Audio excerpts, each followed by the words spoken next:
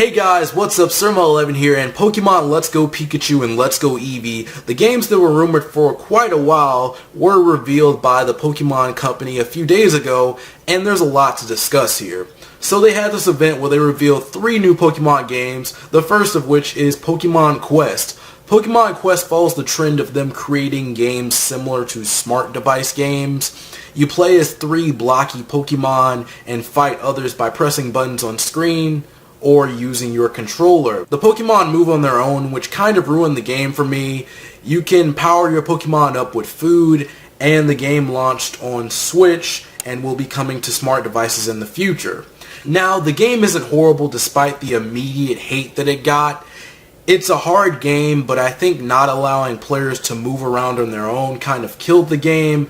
It makes it difficult to do certain things. Like if you're being attacked in the game and your player automatically moves on its own, it can make things difficult for you. This is similar to my thoughts on Super Mario Run. In Super Mario Run, you automatically run, and it's not that fun of a game in my opinion. So again, this leads me to the conclusion that Nintendo does not know how to do smart device games, and I will keep saying that until they fix their games. Anyways, they also revealed Pokemon Let's Go Pikachu and Let's Go Eevee. These games are inspired by Pokemon Yellow with elements from Pokemon Go. Based on the trailer, the game doesn't look that bad. This is actually the best looking Pokemon game so far, sporting a slight variation on the character designs. The characters actually look their age this time around, and I don't mind playing Pokemon Yellow as I've never played the game before, but this game isn't a remake. I just want to tell you guys that. This game is just inspired by Pokemon Yellow. Your Pokemon can follow you again, there's 2-player action in the game, you can catch Pokemon like you do in Pokemon Go, and you can take them with you on your smart device. The original 151 Pokemon will be in the game, and there will also be some Pokemon from Alola in the game, and Pokemon are now on the overworld, so instead of going into the tall grass to catch Pokemon, Pokemon just kind of wander around on the map, and you walk towards them, and of course, a battle starts. You can dress up Pikachu and Eevee. Not sure if this is for other Pokemon. I'm guessing it's just for these two since they're the mascots for this game.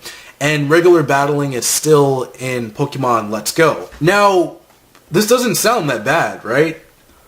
But Pokemon Go. I want the Pokemon Go elements to be optional. The catching from Pokemon Go is in the game. I don't like that. Pokemon are now in the overworld, which is okay. Not a huge deal, but I could go without it. I understand that Pokemon Go was huge, but that game isn't even complete. It's been a while and it's still not finished. And I just don't understand.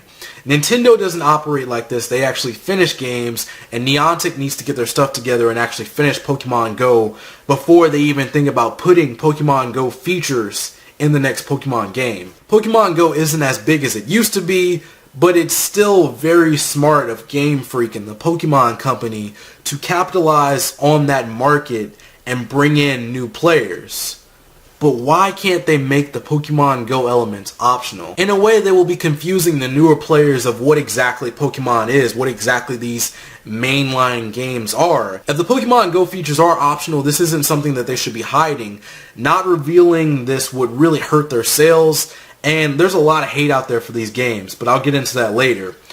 I think the game looks fine. There's also a Pokeball controller that you can use in the game, and I know I don't need it, but I want it, and I might be buying that alongside the games. You can put your Pokemon in the Pokeball controller and take them with you. You can use it as like throwing a Pokeball as you would do in Pokemon Go. You use that in Pokemon Let's Go. You can also connect your smartphone and switch together, sending Pokemon and items between the two. I know people that like Pokemon that aren't even buying this game, and I don't understand it. It doesn't look that bad to not buy the game, and I love having yearly Pokemon games. They could up the quality, but if they want to do more remake-like games, they can. If we support Pokemon Let's Go, this could become a series.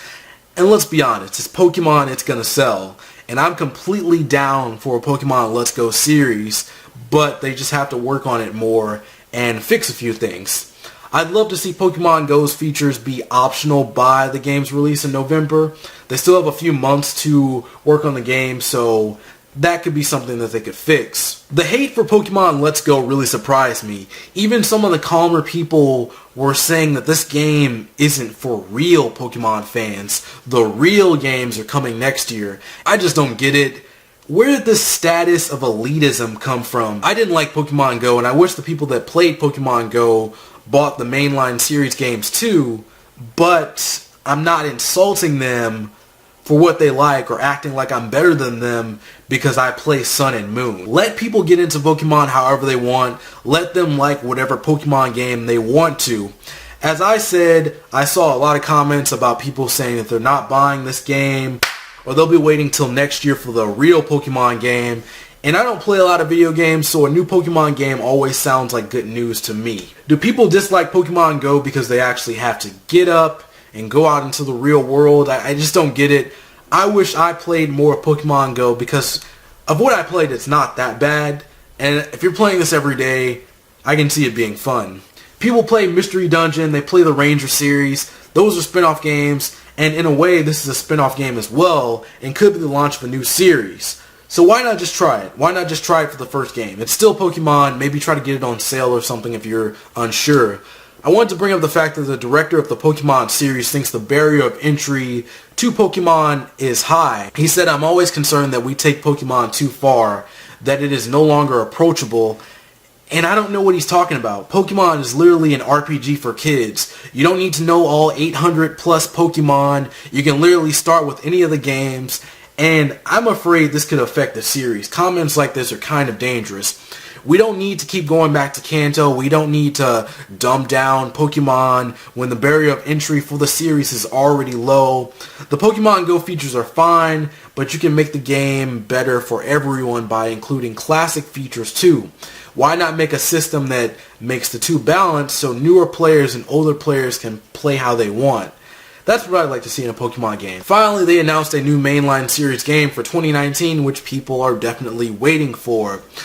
What do you think about the 3 Pokemon games that were announced, and how do you feel about Pokemon Let's Go? I'm really interested in the Pokemon Let's Go discussion because there's a lot here, and I just want to see how people feel and everything. Just kind of, if you feel similar to some of the comments that I mentioned in this video, I want to see why. You know, why don't you like Pokemon Let's Go? Or why do you hate Pokemon Go, or anything like that. That would be fun to discuss. Anyways, that's it for me. Thank you for watching this video. I hope you enjoyed it. If you like my content and want to see more, be sure to subscribe. Don't forget to follow me on Twitter and like me on Facebook. The links are below. I'm Sirmo11. See you next time, and peace out.